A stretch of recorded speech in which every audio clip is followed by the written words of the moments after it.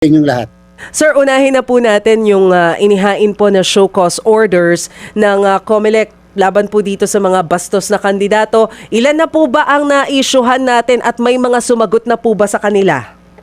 6 na po ang 6 ang na-issuehan natin, 3 na po ang sumagot dyan at kasalukuyan na pong nire-review ng ating pong task force kung ano ang dapat po nilang gawin. Asahan nyo po hanggang bukas may aksyon na gagawin po ang ating task force upang patunayan na hindi naman ito pulos lang salita o pulos lang show cause. So inaalam natin kung talaga bang dapat i-dismiss at tama ba yung date na kung saan na-issue yung tinatawag na statement na maaari pong may kabastusan o kaya naman po maaari pong hindi fair o discriminating sa isang grupo, tao o individual. Kung kaya po yan ay patuloy namin na ginagawa. Kasama na rin po, Ma'am Mase, yung pag-i-issue ng show cause order laban naman po sa maaaring nag-violate ng vote buying nitong mga nakaraang Sabado at Friday at nung Sabado. Ilang mayors na kandidato po at kandidato for governor ang na-issue po ng COMELEC patungkol sa issue na yan. At yung pong gumamit naman ng tinatawag na yung system, yung pagpapadala ng massive ng text blast system, yan din po ay ating pong inisyuhan na rin ng show cause order. Sir, puntahan ko muna yung sa vote buying. Anong area po ito na minomonitor ng COMELEC na na-issuehan ng show cause order? Meron na po dito sa Bulacan, meron din po dyan sa Laguna, isang bayan po sa Laguna, Cabuyao, at pagkatapos meron din po dito sa Bulacan, San Miguel, Bulacan, at pagkatapos meron din po ngayong araw i-issue sa Quezon, at meron pa rin po na mag-i-issue rin dyan sa Quezon City. Sir, paano nakakarating sa inyo tong mga report ng vote buying? Yan po ang kagandahan ngayon ng power of texting at power ng social media. Kung may isang bagay tayong kapuri-puri na ginagawa ng mga kababayan natin ngayon, pinopost sa social media yung kanilang mga nasasaksihan, yung kanilang mga nakikita, yung mga sumasama sa mga ayuda na present halimbawa, yung kandidato na sinasabi ng wag at bawal na present sila. So nakikita po natin yan, nagiging viral po yan at nag-a-action ng COMELEC. Hindi po yung kinakailangan may formal na complaint bago pa mag-action ng COMELEC. Kinakailangan iparamdam, pakita natin sa sambayanan na kahit via video lang o picture lang na nakita sa social media ay pwede na pong maging basihan ng aming investigasyon at pag-i-issue ng show cause orders. Sir, hanggang kailan po yung ibinigay natin na ultimatum dito sa na-involve sa vote buying para mag-explain? 3 araw din po lahat yan, yung mga binibigay natin na period. Doon naman po sa issue ng text blast ay 5 araw. Yung binigay po natin na period para po magpaliwanag. Ang importante, Ma'am Mase, at least kahit paano, may an initial na kilos at the same time proseso. Yung po kasing iba, medyo ibang kababayan natin, medyo nagmamadali, gusto disqualified ka agad. Hindi po natin pwedeng gawin yun kasi po mayroong tinatawag na due process na guaranteed ng saligang batas. And once po na sumagot sila doon sa show cause order na inisyo ng COMELEC, ano po yung magiging next step? Ang sunod po niyan ay i-analyze, aalamin ng mismong task force o committee on kontrabigay o yung task force safe namin naman kung talagang may basihan ba nakasuhan yung mismong respondent. Talaga bang dapat ipa-disqualify yan o mag-file ng kasong kriminal. At pagkatapos po noon, may proseso naman yon, bibigyan din ng pagkakataon na muli mag-file ng formal na answer at pagkatapos po submitted for decision niya ng division ng COMELEC at naandyan malalaman kung madi-disqualify o hindi yung mismong kandidato. So COMELEC na rin po ang magpa-file ng kaso kung sakasakali. Tama po, at maaari sasabihin nila kay questionnaire, COMELEC na nga nagkaso, COMELEC pa magdidesisyon. Ganun po talaga yun. Yun po talaga ang proseso at yun po talaga yung nakalagay sa patakaran at sa mismong umiiral nating batas. So yung proseso po nung inisyuhan natin ng show cause order na involved do sa vote buying at saka sa bastos campaigning, pareho pala ng proseso, no? At ang ending, kung sakaling makitang guilty, ang ending yan pare-parehong disqualification. And or election offense, kasong kriminal na may kulong na 1 hanggang 6 na taon. Kaya nga sinasabi natin, sana wag naman babaliwalay ng mga kandidato at sana naman ay wag nilang uulitin o yung tutularan pa yung mga ibang gumawa po nito. Sir, yung lahat po ba ng na-issuehan natin ng show cause order kaugnay ng bastos campaigning, on time ba sila nakapag-submit ng explanation? Kasi parang nung last week, hindi yata umabot yung unang-una yung binigyan ng show cause order sa deadline na 3 days. Tama ba? On time naman po siya, bagamat ang pagpapile po niya ay hindi dito sa main office ginawa, kundi sa local COMELEC namin, pero on time po yan. Sabi nga namin, well, whether on time or sige, not on time, we will set aside that. Let's proceed to the merits ng mismong naging kasagutan niya. At syempre, mayroong na-raise na legal issue, yung mismo nasa Pasig, at yan po yung pinag-aaralan ngayon ng task force safe namin kung talaga bang tama yung kanyang argumento, lalo na sa issue ng jurisdiction ng Commission on Elections. And ang magiging resulta po ng investigation dito po sa bastos campaigning and vote buying, kailan po ang target natin? Hanggang bukas po ay maaari may action kaagad doon sa nauna na kaso, mamase, and asahan po yan ng sambayanan. At dyan po, yung over the weekend, yan nga po yung inasikaso rin ng ating pong task force. O kasi syempre ayaw natin paabutin yung mismong election day, sir, no? Baka mamaya manalo sila, ano mangyayari pag nanalo Ang sila? importante naman po, wala ring agam-agam sa isip po ng mga kababayan natin na boboto, o kaya naman po kahit doon sa kandidato, para naman hindi po siya namumblema kung sakali na baka maya-maya ano ang mangyari sa kanyang candidacy, para naman po fair ang ating pong proseso. Sir, si Arnold may tanong dun sa emergency. Oo nga. Ano na po bang nangyari doon? Parang may magkakaapelyido pa doon sa nakita natin na balita. Yan po ay sa Masbate at nag-issue po kami ng show cause order noong nakaraang Biyernes at hinihintay na rin po natin yung kanilang kasagutan sa kung ano po yung kanilang kadahilanan o ano ba talaga ang circumstances po dyan. Ang mga katanungan po dyan, Sir Arnold Mambase, ay number one, yan ba ay pag-aari yung mismo equipment ng isang pribadong individual? Kasi dapat nating maitanong, paano nakakapasok ang mga ganyang klase ng mga equipment dito sa ating bansa? Number two, kung yan naman po yung pag-aari ng LGU, bakit napagamit o ginamit para lang i-promote ang candidacy ng iilan o kaya ba ginagamit o ginamit para lamang para dumihin o kaya na yung mismo mga kandidatong nandun ng mga pangalan ay na sila ang gumamit niyan. So may posibilidad din po kasing ganun. And therefore, wag po kagad tayo mag-conclude na yung mga na-issue namin ng show cause ay sila may kagagawan po niyan dahil napakadali po pagka may ganyang equipment na palabasin ang isang tao may kagagawan samantalang hindi naman pala siya. Ano po ba ang pinakamalalang penalty naman kung sakaling mapatunayan na gumamit nga sila ng illegal na alarm system?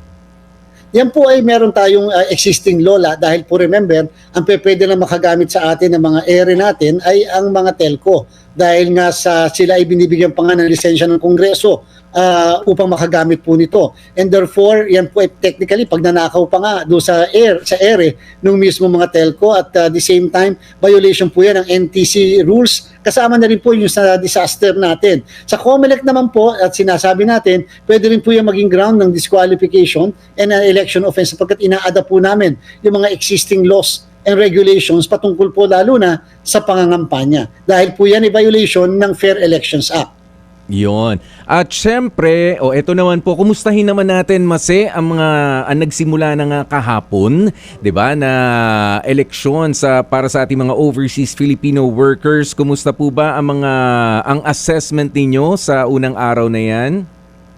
Ay napaka-successful po. Natutuwa tayo sa mga kababayan natin. 12:01 kahapon ng madaling araw. Nagsimula yung pagpapaboto natin sa 77 na post abroad na kung saan gagamit ng internet voting kauna-unahan sa ating bansa. At hindi ko po mababanggit kung ilan na po yung nakakaboto dahil bawal po sa ating pong Omnibus Election Code Section 240 nabanggitin po kung ilan na nakakaboto, ang update ng pagboto. Pero natutuwa po tayo sapagkat yung mga kababayan natin 55,000 kaagad ang nagpa-pre-enroll upang makaboto sa internet at doon naman po sa 16 na post ay bukas na rin po para sa pagpapaboto gamit naman ng ating mga makina na na-deliver pa nung nakaraang linggo pa at naandyan na po. Boboto sila gamit din po yung makina natin. So lahat po ng 93 post abroad ng Pilipinas ay open at makakaboto. Sa internet voting po, pwedeng bumoto yung mga kababayan natin 24/7, kahit linggo, kahit nasa bahay na sila o nagpapahinga, gamit ng kanilang cellphone, laptops, iPad, makakaboto na sila. Kasama na rin yung mga marino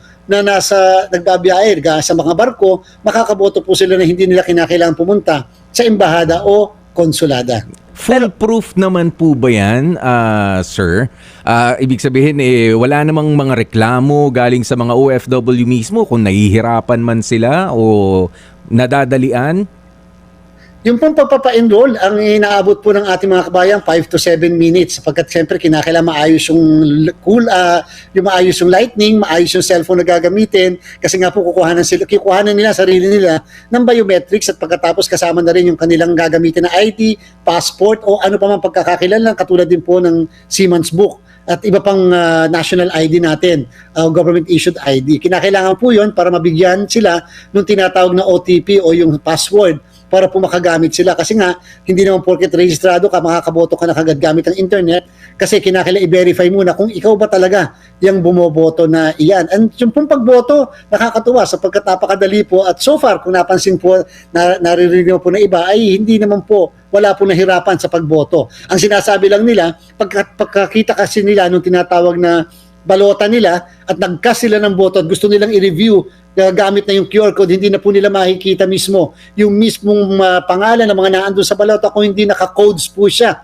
machine readable po siya dahil maaari po kasing gamitin sa vote buying kapag pwede pa makita yung boto after ito ay makast. Pero, Chair, di ba may pending ano pa ito? Petition sa Supreme Court na kino-question yung legality ng internet voting.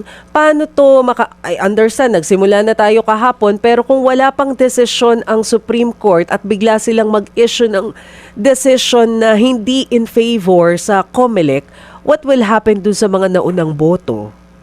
Actually, may mga nakahanda naman po ang COMELEC na mekanismo o yung tinatawag nating contingency sa mga bagay na ganyan. Pero syempre, ang sa COMELEC po, hanggat wala tayo na tatanggap na kahit anong order na tayo pinapahinto dito sa kauna-unahan nating internet voting sa ating electoral process sa bansa, ay magtutuloy-tuloy po ang inyong Commission on Election. Bagamat, syempre, kung tayo naman po hihinto at magkakaroon ng pag-udlot, may malaking issue lang po kami sa issue ng deployment at yung pagpapa-imprenta ng mga balota, kaya naman namin gawin yun na mabilisan. Kaya lang, yung pagde-deploy ng mga makina, kung sakali na hindi na yung internet voting ang ating pong gagamitin.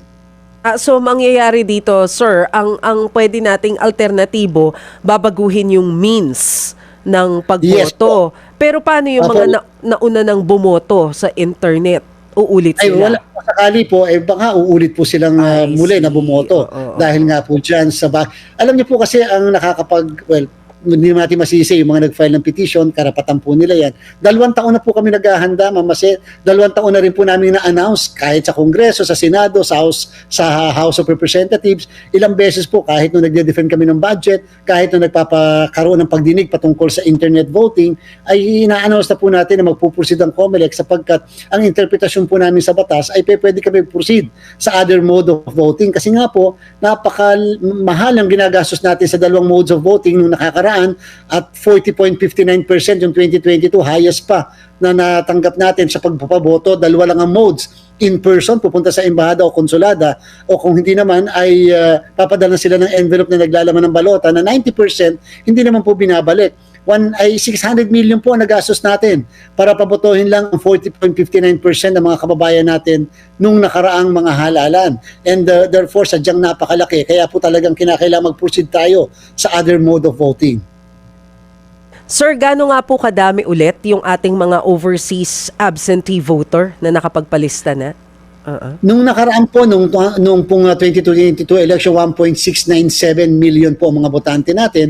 Subalit pagdating po ng 2025, 2 taon po tayo nagpa-register, inabot lang po sila na 1.231 million dahil meron po tayo mga 600,000 na mga kababayan natin ang na-deactivate naman dahil hindi sila nakaboto ng 2 magkasunod na national elections. And ang target po natin for 2025, ilang percent man lang sana of the 1.2 Kahit million? mga more than 51% po dahil alam nyo kasi pag midterm elections talaga, sa kasaysayan natin, lagi pong mababa ang pagboto, national man o doon sa abroad ng mga kababayan natin. Pero kung dahil meron na tayong internet voting, kahit man lang 50% sana, itong mga 1.231 million natin, ang makaboto ay masaya na po tayo dyan. Ibig sabihin, kahit paano, mas maganda ang asahan natin kapag presidential election ng 2028. Okay, sir. Kamusta po yung preparations naman natin for the local voting?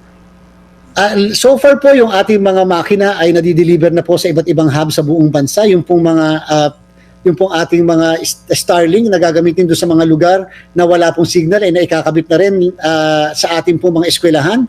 Although siyempre may danger talaga na pwedeng manakaw po yan Pero wala po tayong choice, kinakailangan maikabit upang makitang effective, maayos at matetest pa yung lahat ng yan, pati po yung mga solar panels. Sa darating po na 22 nitong Abril naman, magdidistribute na tayo ng mga balota sa iba't ibang tresurero ng ating pong bansa. Tatandaan po na ang base po sa batas, ang lahat po ng balota ay dapat sa Treasurer's Office ng city or municipality ma-i-deliver at hindi po sa kung saan-saan. At therefore po, pagdating din po ng May 2 to 7, tayo po magkakaroon ng tinatawag na final testing and sealing. Yung lahat ng makina ay susubukan ng lahat ng guro na maglilingkod sa araw ng eleksyon. At the same time, nandyan din po ang 10 botante na boboto sa bawat presinto. Kasama na rin po ang mga watchers. Aalamin kung talaga bang bumibilang ng tama, maayos, walang laman, walang whatever yung mga makina na gagamitin bago ito isalyado para sa eleksyon ng Mayo 12. At ngayon po,